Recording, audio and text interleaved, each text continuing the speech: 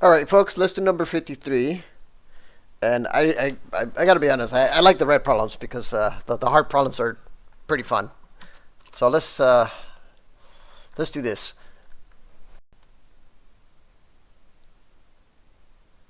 Setting a world record in a 100-meter race, Maggie and Judy crossed the finish line in a dead heat, both taking 10.2 seconds, accelerating uniformly. Maggie took 2 seconds and Judy took 3 seconds to attain its maximum speed, which they maintained for the rest of the race. What was the acceleration of each sprinter? So, I encourage you to pause this video and to give this problem a shot. I'm going to draw the motion for two of the sprinters, and I like to. I'm going to do Maggie blue, Maggie red. So Maggie's going to accelerate,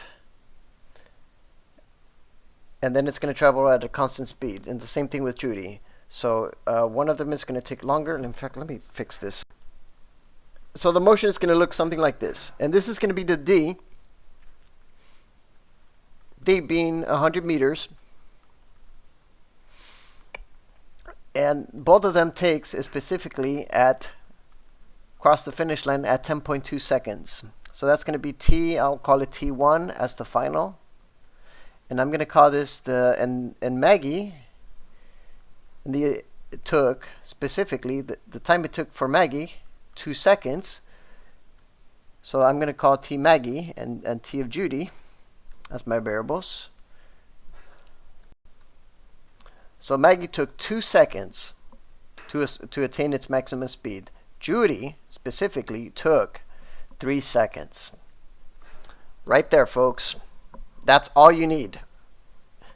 Even though it's red and people are having a hard time like solving this, which they're not really solving, most likely they're just memorizing their way, and they say, "Oh, I don't know what variables to put," as opposed to, like, just read off the math, which is much easier in my opinion. Like, I mean, just know what you're doing, really. I mean, these are not hard at all, folks. These are pretty straightforward, to be honest. But once you know what you're doing, which is the whole point of this video, of these channels, is so you can know what the fuck you're doing. Yeah, so you can know what you're doing and you can stop. Anyways, what was the acceleration of each sprinter? So I always like to set up the motion, personally, but I'm gonna just pretend I'm gonna set up it a little differently. I'm gonna just set up the motion as just this, even though it's not slanted. They actually share the same slope. So the motion is going to be x being some initial position, which is going to be 0, some initial velocity, which is going to be 0, and it's just going to be straight up at squared over 2. I'm going to call T naught. T naught is the time it takes for it to be max. The time which either be Tm or Tj. I'm just going to call it T naught just to get started.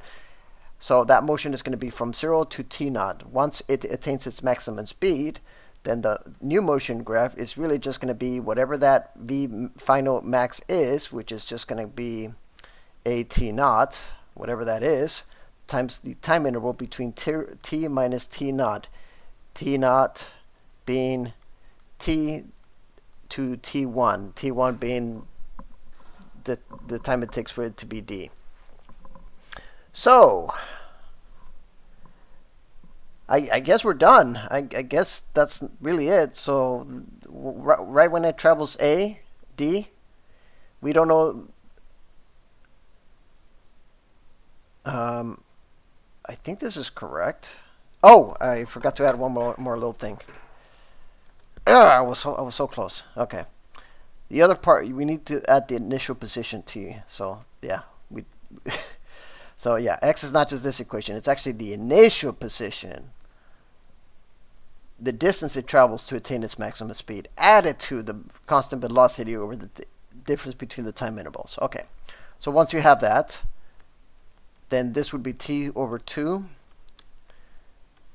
A T naught, T minus T naught. And notice that the only equation, the only variable, and T1 is 10.2 seconds, the only unknown that we don't know is specifically A. So A is going to be some distance this would be t naught square over 2, and yes, I am doing the algebra here, plus t naught t1, 10.2 seconds times the time it took, whether it be 2 or 3 seconds, to obtain its maximum speed, minus t naught square, and then we can simplify this, and this results into this equation. The acceleration, depending on the distance and the time it took for its max, and the time it takes for it to reach at the specific position at D, starting from the origin.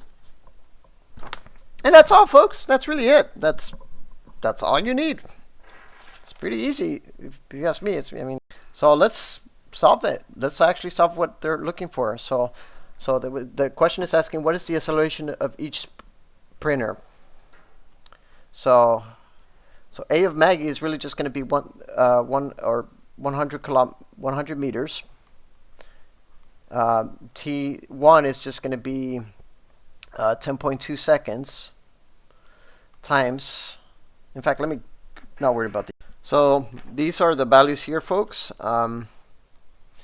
So just plug this in. You should get the acceleration for Maggie. Plug this other one in. You should get the acceleration for Judy, using that formula that I derived for you guys, and you should get the acceleration for Maggie is 5.43 meters per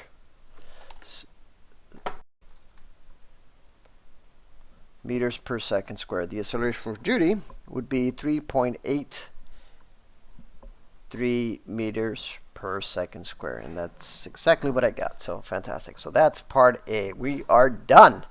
So what were their respective maximum speeds?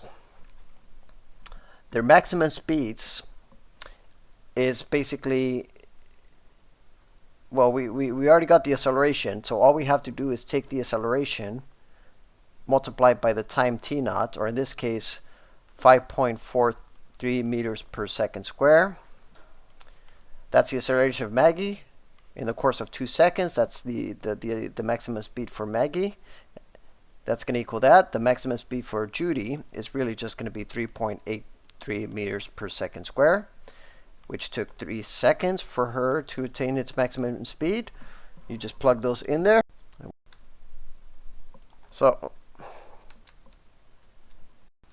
once you get your values, the velocity, the max for the velocity of Maggie is 10.87 meters per second. The velocity max for Judy is 11.49 meters per second. So let's see what part C is asking. Part C is asking which sprinter was ahead at the 6 second mark, and by how much. 6 seconds is above 3 seconds.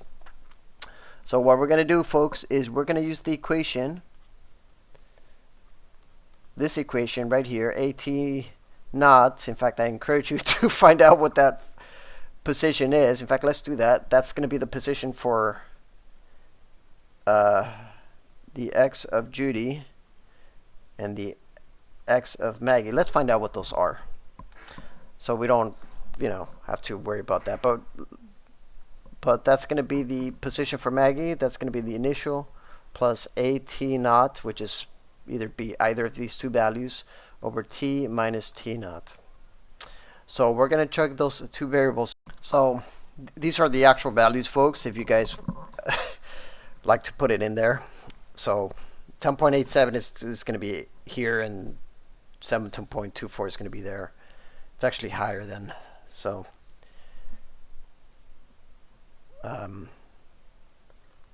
anyway, that is higher than the other one. Oh my god, so I guess this graph looks is a bit misleading then, but that's all right. There's no way I would have known unless I solved them, but that's okay. So once you get your values, or maybe not, since those, so that's going to be 2.64 meters. And we're done, folks. That's our approximately, the exact value I got was 2.6205, but that's because I put it on decimals. In fact, speaking of decimals, so there's decimals there. So I know it looks a little sloppy there, but we're done, folks. I hope this helps. Let me know what you guys think, and please be honest. I have no idea if this would help you, but if it does, let me know, and I'll do my best to make videos for you guys. to help you guys out. All right, goodbye.